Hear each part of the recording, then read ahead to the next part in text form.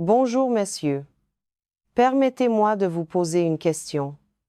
Une question que j'entends souvent sous différentes formes dans l'intimité de mon cabinet. Vous êtes-vous déjà demandé pourquoi certains hommes, des hommes qui ont franchi le cap des 60 ans, des hommes aux revenus tout à fait normaux, avec des cheveux grisonnants et peu, être quelques kilos superflus autour de la taille? Pourquoi ces hommes-là semblent posséder un charme indéfinissable? Vous les avez vus. Les femmes se penchent vers eux pour écouter ce qu'ils disent, elles rient de bon cœur à leurs plaisanteries, elles leur lancent ce regard teinté de curiosité et d'admiration. Pendant ce temps, d'autres hommes, être vous-même parfois, ont l'impression d'être devenus invisibles, transparents, peu importe les efforts qu'ils déploient. C'est un sentiment déroutant et parfois douloureux, n'est-ce pas? La plupart des hommes sont convaincus, car c'est ce que la société nous martèle depuis des décennies, que pour attirer l'attention, il faut l'argent, un statut social élevé ou le visage lisse de la jeunesse. Mais si je vous disais que la vérité est ailleurs, si je vous disais qu'il existe quelque chose de bien plus puissant, une force tranquille que vous possédez déjà en vous, mais que vous avez probablement oubliée ou que vous n'utilisez pas à son plein potentiel. Et voici le plus surprenant. Il ne faut que 12 minutes par jour pour réactiver cette force intérieure. 12 petites minutes. À la fin de cette conversation que nous allons avoir ensemble, vous connaîtrez la pratique exacte qui peut transformer la perception que les autres ont de vous, et plus important encore la perception que vous avez de vous-même. Mais avant de vous révéler ce secret, si je puis l'appeler ainsi, permettez-moi une petite requête. Si ce que je dis commence à résonner, vous cliquez sur le petit pouce levé sous la vidéo. Et dites-moi dans les commentaires depuis quelle ville de France, ou peut être d'ailleurs dans le monde vous m'écoutez aujourd'hui. J'aime imaginer cette communauté d'hommes qui partout cherchent à mieux se comprendre et à se soutenir. Et bien sûr, si vous souhaitez poursuivre ces conversations avec moi, abonnez-vous et activez la petite cloche pour être informé de nos prochains rendez-vous. Maintenant, parlons de ce mensonge. Ce grand mensonge que la société vous a vendu. Vous avez plus de 60 ans. Les femmes ne s'intéressent qu'aux hommes plus jeunes. La partie est terminée pour vous. À moins bien sûr que vous ne puissiez exhiber une voiture de sport rutilante ou un portefeuille bien garni. Messieurs, en tant que médecin, en tant que femme et en tant que personne qui a consacré sa carrière à la santé et au bien, être masculin, laissez-moi vous dire avec la plus grande fermeté, ce sont des balivernes, des inepties dangereuses qui minent l'estime de soi. Au cours de ma carrière, j'ai eu le privilège d'accompagner des hommes de 70 ans et même de 80 ans qui vivaient des relations épanouissantes avec des femmes brillantes et pleines de vie, souvent de 20 ou 30 ans leur cadette. Et ce n'était pas eux qui poursuivaient ces femmes, mais bien l'inverse. L'industrie du bien-être et du marketing pousse ce récit fallacieux parce qu'il est rentable. Il vend des produits, des vêtements coûteux, des implants capillaires, des crèmes anti-âge miracle. Tout un arsenal destiné à vous faire croire que le bonheur réside dans une course effrénée contre le temps. Mais l'attraction véritable, celle qui dure, ne consiste pas à paraître avoir 35 ans à nouveau. Les femmes matures et intelligentes ne sont pas en quête désespérée de jeunesse. Elles sont en quête de quelque chose de bien plus profond, de bien plus rare. Je suis le docteur Catherine Solano, médecin spécialiste en urologie. Depuis plus de 20 ans, j'accueille dans mon cabinet des milliers d'hommes. Nous parlons de leur santé physique, bien sûr, mais très vite, la conversation glisse vers leur vitalité, leur confiance en eux, et oui, leur relation avec les autres, leur magnétisme. Et je peux vous l'affirmer avec une certitude absolue forgée par ces milliers de consultations à votre âge, l'attraction n'est plus une question de biologie pure. Elle est devenue une question de psychologie. C'est une danse subtile qui se joue dans l'esprit et dans l'âme. Alors que la plupart des hommes de plus de 50 ans s'épuisent à vouloir rivaliser avec les plus jeunes sur leur propre terrain, celui de l'apparence et de l'énergie physique, ceux qui réussissent véritablement jouent une toute autre partie. Un jeu infiniment plus intelligent et plus puissant. Ils ne prétendent pas avoir 30 ans. Au contraire, il capitalise sur la seule qualité que les hommes plus jeunes ne peuvent absolument pas simuler, la maturité incarnée. Alors, pour y voir plus clair, décomposons ensemble les 5 erreurs fondamentales que commettent la plupart des hommes de plus de 60 ans et analysons le changement de perspective unique qui inverse complètement la tendance. Erreur numéro 1: chercher la validation extérieure au lieu de cultiver le contentement intérieur. La plupart des hommes pensent souvent inconsciemment: si cette femme s'intéresse à moi, si elle me sourit, alors je me sentirai bien. Alors je serai quelqu'un de valable. C'est un raisonnement qui semble logique, mais il est complètement inversé.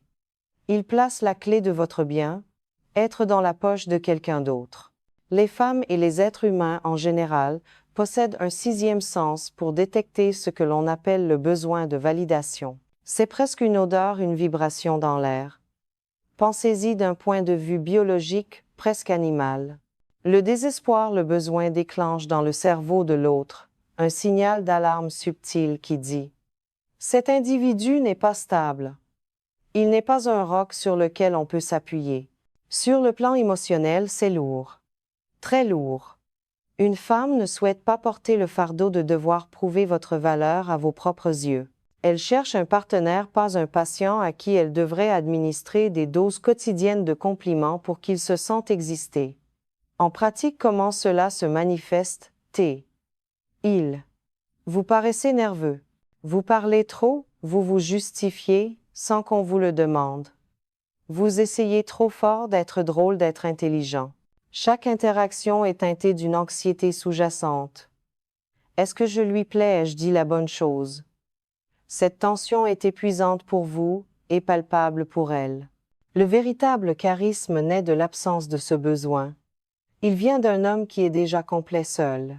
La présence d'une autre personne dans sa vie est un bonus, une joie, mais pas une nécessité pour sa survie émotionnelle. Erreur numéro 2: se battre sur le mauvais champ de bataille. Soyons honnêtes, vous ne pouvez pas battre un homme de 35 ans sur le terrain de l'apparence d'un homme de 35 ans. C'est son jeu, sa saison. Essayer de rivaliser sur ce plan, c'est comme vouloir courir un 100 mètres contre un athlète olympique. C'est une bataille perdue d'avance, et franchement un peu ridicule. Mais ce que cet homme de 35 ans ne pourra jamais vous enlever, ce qu'il ne peut même pas comprendre encore, c'est la sagesse, la sérénité et l'expérience de vie que vous portez en vous. C'est votre territoire, votre royaume. D'un point de vue biologique, votre calme a un effet direct sur le système nerveux de la personne en face de vous. Dans un monde frénétique où tout le monde est stressé et agité, votre présence, posez votre rythme plus lent, votre voix calme, agissent comme un baume. Vous régulez son système nerveux sympathique, vous abaissez son niveau de cortisol, l'hormone du stress. Elle se sent littéralement plus en sécurité en votre présence. Émotionnellement, ce calme communique quelque chose de très puissant. Il lui dit qu'elle peut se détendre, qu'elle n'a pas besoin d'être sur ses gardes. C'est un cadeau immense que les hommes plus jeunes, souvent encore aux prises avec leurs propres angoisses et leur besoin de prouver leur valeur, peuvent rarement offrir. En pratique, la différence est flagrante. Au lieu de regarder son téléphone pendant que vous parlez, elle se penche vers vous. Elle vous écoute vraiment. Elle est captivée non pas par des histoires extraordinaires, mais par la simple quiétude qui émane de vous. Vous n'êtes plus un acteur sur une scène, vous êtes un chêne solidement enraciné au milieu d'une tempête. Et c'est infiniment plus séduisant. Erreur numéro 3: croire que les femmes préfèrent la jeunesse à la maturité. Voici une réalité que j'observe tous les jours. Les femmes à tout âge sont submergées d'hommes immatures. L'immaturité n'a pas d'âge. Il y a des garçons de 20 ans et des garçons de 60 ans. Elle ne cherche pas un autre garçon dont il faudra s'occuper. Elle cherche un homme. Un vrai. Qu'est-ce que la maturité en réalité? Biologiquement, elle est un signal de stabilité et de fiabilité. C'est le signe d'un homme qui a traversé des épreuves, qui a appris de ses erreurs et qui est toujours là debout. C'est la promesse d'une ressource émotionnelle solide. Émotionnellement, la maturité lui dit qu'elle ne sera pas abandonnée au premier caprice ou à la première difficulté. Elle lui dit que vous avez une perspective sur la vie, que vous savez distinguer ce qui est important de ce qui ne l'est pas. Que vous ne ferez pas une montagne d'une taupinière. En pratique, cela se traduit par une ouverture beaucoup plus grande de sa part. Elle se sent libre d'être elle-même avec ses forces et ses vulnérabilités. Elle vous respecte non pas pour ce que vous possédez, mais pour qui vous êtes devenu. Cette forme de respect est le fondement de toute relation profonde et durable. N'essayez jamais de cacher votre âge ou vos expériences. Ils sont vos plus grands atouts. Erreur numéro 4. Jouer un rôle au lieu d'être simplement présent. Beaucoup d'hommes pensent qu'ils doivent divertir une femme, qu'ils doivent être constamment spirituels, raconter des anecdotes fascinantes, prouver leur valeur à chaque instant. C'est épuisant et c'est une erreur. Vous n'êtes pas un animateur de club de vacances. Vous n'avez pas besoin de remplir chaque silence. En fait, la magie opère souvent dans ces silences. Au moment où vous vous détendez ou vous cessez de chercher un résultat précis, un rire, un compliment, un numéro de téléphone, vous devenez magnétique. Pourquoi d'un point de vue biologique? Votre présence détendue, comme nous l'avons vu, abaisse son niveau de cortisol. Elle se sent à l'aise. Mais il y a plus. Émotionnellement, votre capacité à être simplement là à l'aise, avec vous-même, lui envoie un message incroyablement puissant. Cet homme n'a pas besoin de moi pour se sentir bien. Il n'a pas besoin de mon approbation pour se sentir exister. Cela la libère elle aussi. Elle n'a plus besoin de jouer le rôle du public bienveillant. Elle peut simplement être elle-même. Et c'est dans cet espace de confort mutuel que naît une véritable connexion. La présence est le plus beau cadeau que vous puissiez offrir à quelqu'un. C'est lui dire, en cet instant rien d'autre ne compte plus que toi. Et cela, messieurs, est d'une puissance inouïe. Erreur numéro 5. Ignorer le pouvoir de l'indépendance vis-à-vis du résultat. Nous arrivons ici au cœur du sujet. C'est l'arme secrète, le changement de paradigme le plus important. L'indépendance vis-à-vis du résultat signifie que vous n'essayez pas d'obtenir quoi que ce soit d'une femme. Vous êtes en paix que l'interaction débouche sur un rendez-vous ou sur rien du tout. Votre bonheur ne dépend pas de sa réponse. Et c'est là tout le paradoxe, le fait de ne rien vouloir, de ne rien attendre la pousse souvent à vouloir se rapprocher de vous. Pensez-y une seconde. Chaque homme qu'elle a rencontré dans sa vie voulait quelque chose. De l'attention, de l'approbation, du sexe, une relation. Il y avait toujours un agenda plus ou moins caché.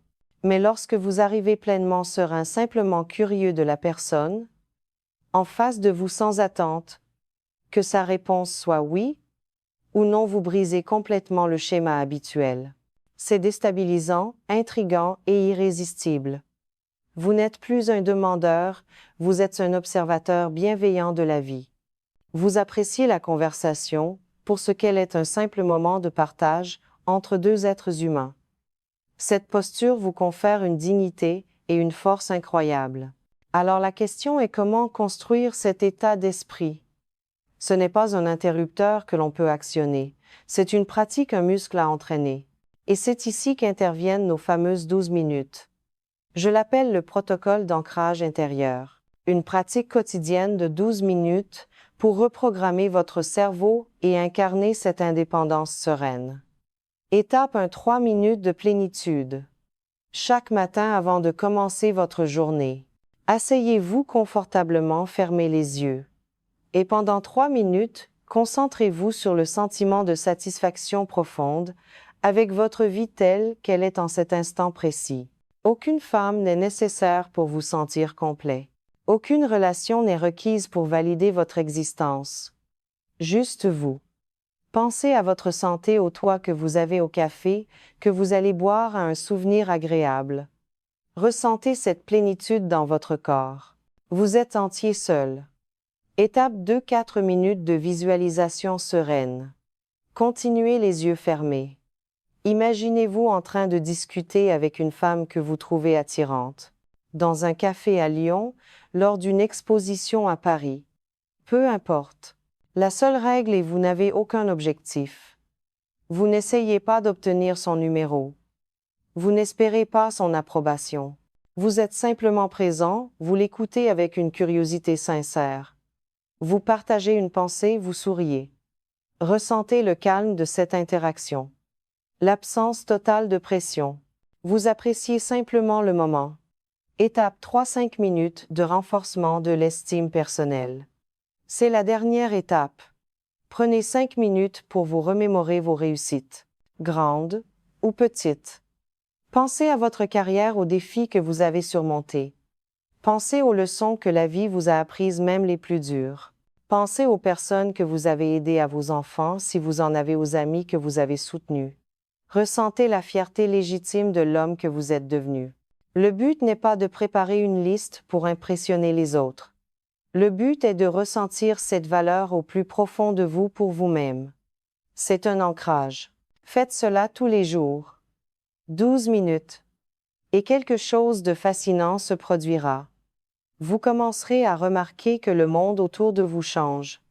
Vous remarquerez que les gens vous regardent différemment. Le langage corporel des femmes se transforme. Elles se penchent plus près. Leurs rires sont plus longs.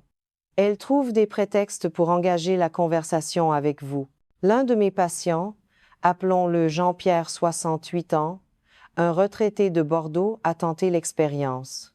Assis à la terrasse d'un café, au lieu d'essayer par tous les moyens d'attirer l'attention d'une femme assise à la table voisine, il s'est simplement plongé dans son journal, savourant son café avec un plaisir visible.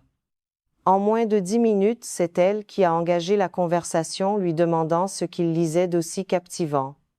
Ils se voient régulièrement depuis plus d'1 an maintenant. Voilà le pouvoir de la confiance tranquille. Écoutez-moi bien. Vous n'avez pas besoin d'acheter des vêtements de luxe, de courir après la fortune ou de faire semblant d'être plus jeune. Ce dont les femmes ont le plus envie, ce qu'elles recherchent, avec le plus d'ardeur, vous le possédez déjà. Des décennies d'expérience, une connaissance de vous-même, et la capacité d'être un point stable dans un monde chaotique. Votre âge n'est pas votre faiblesse, c'est votre plus grand avantage. Alors voici le défi que je vous lance. Dès demain matin, réservez 12 minutes pour votre protocole d'ancrage intérieur. Juste 12 minutes. C'est moins de temps qu'il n'en faut pour écouter les nouvelles à la radio. Et pendant que vous le faites, observez. Observez comment le monde se transforme subtilement. Observez comment les gens vous traitent différemment. Observez comment les femmes se rapprochent parce que vous avez cessé de courir et que vous avez commencé à incarner votre propre plénitude. Messieurs, souvenez-vous de ceci, vous n'êtes pas trop vieux. Vous n'êtes pas invisible. Vous êtes simplement à un changement de perspective, de redevenir magnétique. Si cette conversation a eu un écho en vous, si elle a touché une corde sensible, alors je vous invite à vous abonner pour que nous puissions continuer à explorer ces sujets ensemble. Dans nos prochaines vidéos, nous aborderons les signaux précis du langage corporel, les changements d'énergie subtils et les techniques de présence qui font que les gens s'arrêtent et vous remarquent dès l'instant où vous entrez dans une pièce. Et j'aimerais beaucoup lire vos réactions. Laissez-moi un commentaire ci-dessous. Dites-moi quel est le plus grand défi que vous rencontrez en matière de confiance en vous à cette étape de votre vie. Je lis personnellement chaque commentaire et vos questions m'inspirent souvent pour nos futures conversations. Restez forts, restez confiants, prenez soin de vous et je vous dis à très bientôt.